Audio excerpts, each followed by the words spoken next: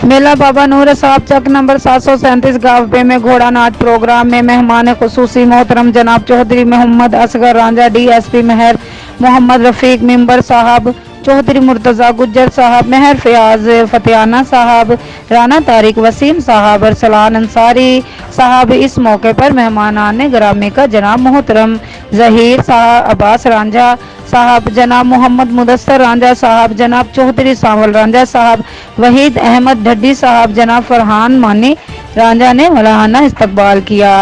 Report कर रहे हैं तहसील रिपोर्टर महबूब अहमद कमालिया से।